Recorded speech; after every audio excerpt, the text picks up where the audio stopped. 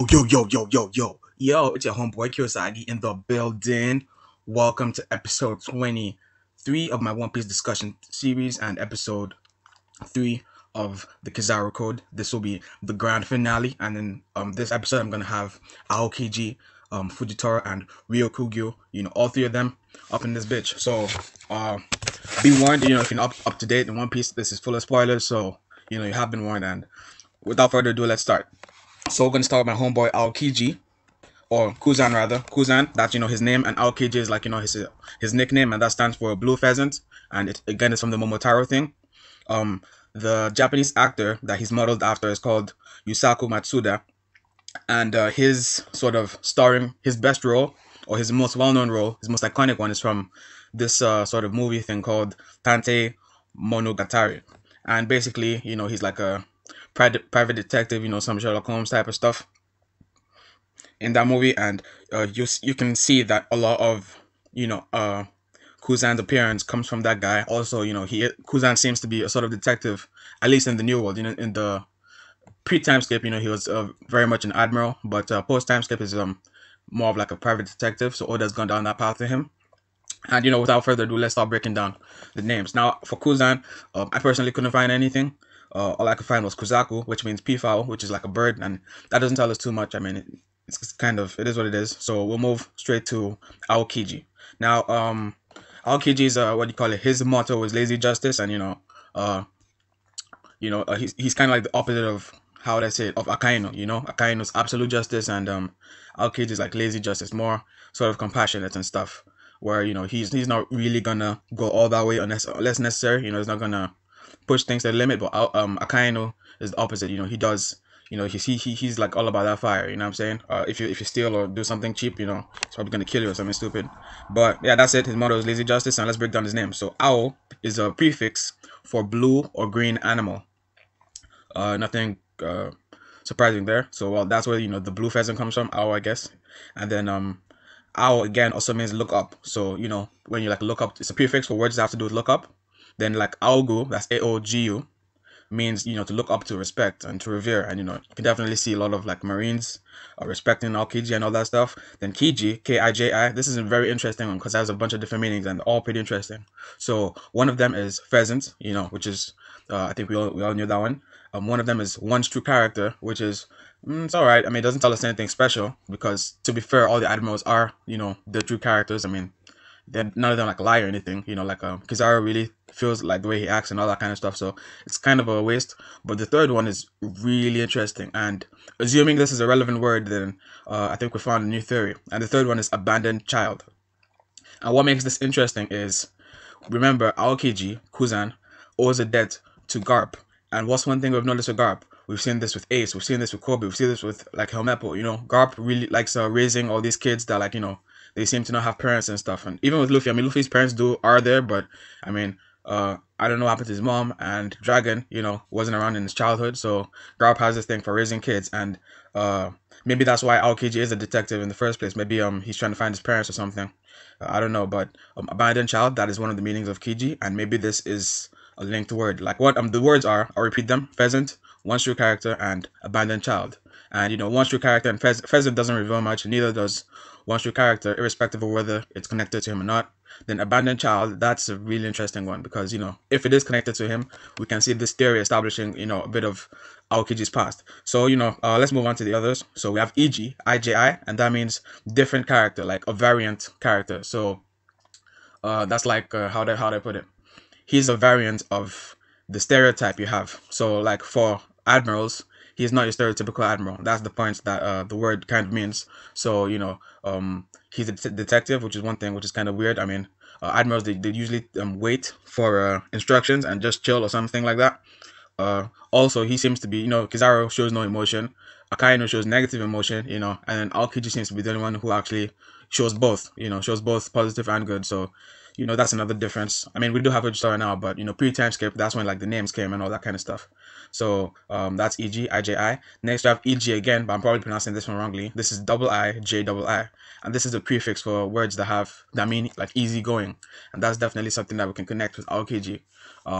Which is, he's lazy, easygoing. and this all ties in with him having a different character and all that kind of stuff. Last we have Ijirashi, Ijirashi, and this means innocent, lovable, sweet. Now this is a kind of iffy one because all the three words I just mentioned, they're kind of iffy. I mean, they don't really reveal anything, but I sort of just forced this one. It is what it is. And well, that's pretty much it for Aokiji. Those are words that I found connecting to him, and the interesting one is the abandoned child one because it is it's a possibility, definitely. That's why he owes Garp so much. Maybe Garp raised him. That's why he became an admiral, sort of like Garp raising Kobe and all that kind of stuff. All that good stuff. I know we've seen the detective thing with Yusaku Matsuda and Aokiji and what he's doing in the New World. And well, that is pretty much it for Aokiji. So that's said and done. So let's move on to my homeboy Fujitora. So you might be wondering, okay, after the story of Momotaro, where does Fujitora come in? Now here's where he comes in. It's sort of like in the story of Momotaro, right? There's these two places where Momotaro must kill like the head evil ogre, and one of those places is called like the bull quadrant, and the other one is called the tiger quadrant, and that's how you have green bull and Fujitora, purple tiger and green green bull. So that is where it comes from, and let's start. So his first name is Isho. That's his proper name, rather. And then Fujitora is his nickname. And well, I'll get to Fujitora in a while, but let's start with Isho, right? Oh, and before I go further, basically the translation is Wisteria Tiger, or sort of light purple tiger. That's the translation of his name of Fujitora. And the actor he's based on is called Shintaro Katsu, and his iconic role is Zatoichi, which is a blind gambling swordmaster, and so it was like a really big phenomenon back in the day and all that kind of stuff. And well, it's Oda basically lifted the character and put him on Fujitora, and yeah, there's a lot of similarities. Well, mainly the gambling and the swordsman being blind, but in terms of how they act and stuff, I think Fujitora has his own, how would I say it, his own way of doing things. So well, that's pretty much it for the beginning stuff, and so let's get into like the names now. So Isho, right? ISSHO. This means together or identical. Now that doesn't really reveal much. So look at this. Look at what comes next. Next we have ISS, and that's a prefix for single, like words that mean like one or something that's singular. ISS. That's really important. Remember that one. You know what? I'm not even gonna beat around the bush. I'll just get to it now. Then SHO, SHO, that means many. So that's a contradiction. Single, many. Single, many. Isho. Now I'll go into the other words. You have Isha, consolation. That doesn't really tell us much. Ishi, that's like will or intention. That could like mean that he's ambitious, or he has lots of haki. But all the admirals have haki, so it's kind of I mean, if we had this in his powers, we could assume that maybe he's a haki expert, but we have seen his powers, and it doesn't really tell us much. We have Isho, ISHOU, and that means design. Again, it doesn't tell us too much. We have Ishi, ISSHI, that means a child dying or laying down one's life. Now, a child doesn't really tell us anything, but the dying and laying down one's life, it is possible that Fujitora might sacrifice himself or something. This could be a plot detail or something, but I'm just throwing that out there. Finally, we have SHO, SHOU, and that means like a general in the military, or that which does not take external influences, something that doesn't really change. And that's something we can definitely see with Fujitora. I mean, he isn't like easily persuaded by the Shishibukai or even the Straw Hats and stuff. He does what he wants to do and that kind of stuff. The last one is called is nature of someone, or the nature of a person or thing. How the person or thing really is, and that's kind of very similar to like the last meaning of the last meaning we just mentioned. And yeah, those are the three meanings of SHO, SHOU. But once again, I'll go back to what I was saying before.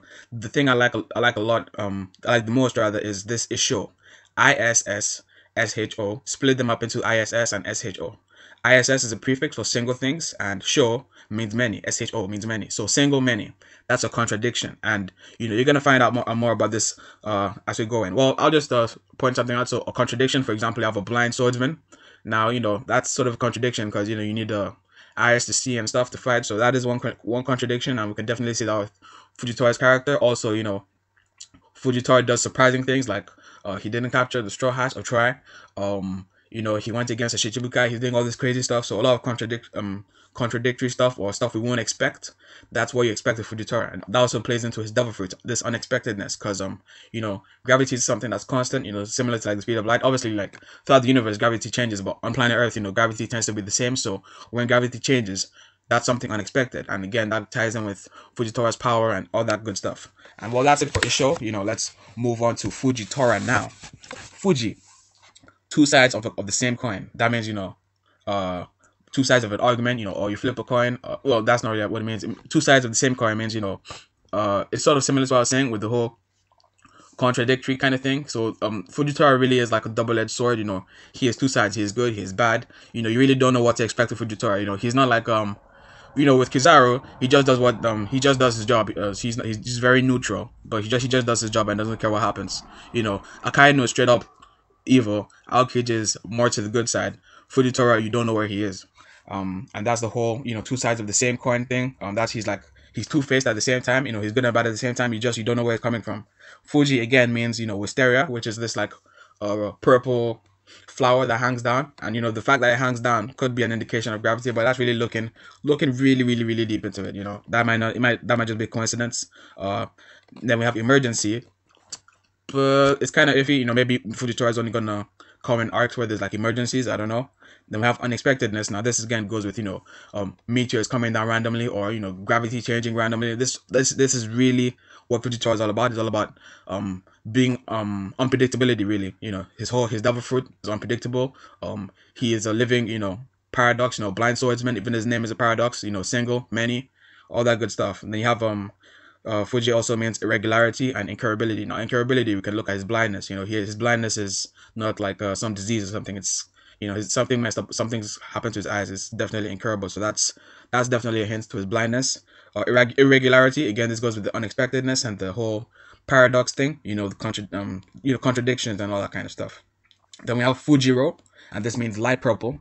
And we have Fujiyu. Fujiro, basically, I'll spell it for you. It's Fujiiro. And Fujiyu is Fujiyu, and this means disability, poverty, inconvenience. But I think the disability is what we'll take from that. And that's it for Fujitora. You know, we've seen the light purple, we've seen the wisteria. I mean, the thing with the wisteria, right, is I'd say it's the closest thing to indicating his devil fruit, because you know, it's a flower that's hanging down. So you know, if there was like lots of gravity, you know, any flower would hang down. You know, that kind of stuff. But again, that's looking really deep into it. It's not as straightforward as most of the other stuff. So I think the main thing to take away is Fujitora's whole gag and his personality. You know, he's two sides of the same coin. He's like a paradox. You don't know what's gonna happen with Fujitora. He's all about all this unexpected stuff. That's what Fujitora is about. That's what his devil fruit is about. That's what his whole character is about. You know, blind swordsman that gambles. That's an admiral. You know, just it's crazy. So now finally we're moving to what everybody's waiting for, Ryokugyu. Now, I obviously don't know what his first name is, because you know, I only have his second name, and there really isn't any connection between the first and second name that Oda has given these admirals. Though the closest connection you can give is with Borsalino. No, even with Borsalino, no. Yeah, there really isn't any connection. The connections, or with the first name is connected to the character himself, but not necessarily with the name. You know, it's not a direct connection. So I can't think of what his first name is gonna be.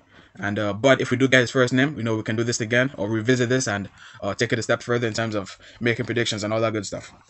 So Green Bull, Ryokugyu, that's what it means in English, Green Bull. And the actor he's modeled on is Toshiro Mifune. And Toshiro Mifune is a very famous Japanese actor. You know, he's done a number of films with a famous Japanese director called Akira Kurosawa. What's his name again? Akira Kurosawa, something like that. He did, you know, Seven Samurai, Rashomon, Yojimbo, and I've watched all those three. But he's done a lot of others, but I haven't watched those ones. But from the three I just told you, I've watched all of them, and they're pretty good. And so let's get to oh yeah, and my prediction of his character, right, is I think, because you know, Oda he doesn't just pick an actor, he picks an actor and a specific instance of that actor, you know, to play. And you know, I haven't seen all of Toshiro Mifune's movies, but you know, from the three that I've watched, if I could pick one, it would either be from Rashomon or from Seven Samurais. Now in both, he was like a sort of bandit or like a rogue. But in Rashomon, he's slightly more, how would I say it, more primitive in appearance, and you know, that's what I'm going for. And you know, I think by the end of this thing, I'll revisit this and you'll understand why. So let's start with his name, Ryo. Ryo is a prefix for words that mean like travel, or so you can like think of like a nomad or just a pilgrim or whatever. So I think, you know, Green Bull, maybe he's an admiral that travels a lot, you know, by foot, you know, just walks up and down the place doing whatever he's doing. Rio again, but this is Ryou, means fishing or hunting. Now, you know, we can, you know, we'll get back to this. We'll get back to this. But wait, before I go further, I guess I might as well address it. You know, fishing, hunting, maybe this is like stuff he does because, you know, we already established that he's a traveler. So maybe he also fishes and hunts. So again, you know, we're getting this image of this like wanderer, you know, so he's an admiral that's a wanderer that, you know, does all this stuff like, you know, fishing, hunting, all this natural nature type of stuff. And you get where I'm coming from. So let's move further. Ryoku, Ryoku. This means strength or power. Now this doesn't really tell us anything at all about the admiral. I mean, I'm pretty sure he's not gonna have the super strength fruit. I'm 100% sure. Well, I'm not 100% sure. I mean, that's unrealistic, but I'm pretty convinced he doesn't. So maybe this means he's a haki beast. You know what I'm saying? Strength and power, or maybe just means he literally does have super strength, but that's not necessarily his power, because you know he is like does all this natural stuff like fishing, hunting. So maybe, you know, he's like naturally strong, like, you know, how Zoro is really strong or Sanji, you know, that type of thing.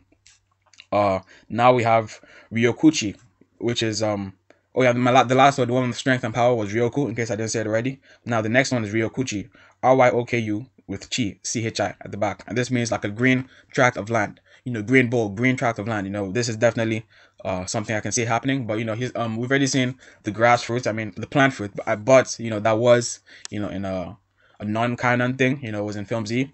What else have we seen? We've seen, well, we haven't seen the ground fruits. You know, but we'll see. But green tract of land, I think this is definitely connected with his name. I mean, green bowl. You know, so maybe this is an indication of his devil fruit. Ryoku. This is like with a different spelling, and I'm probably pronouncing it wrong, but it's Ryokou, and this means travel again. So this again links us back to the first one.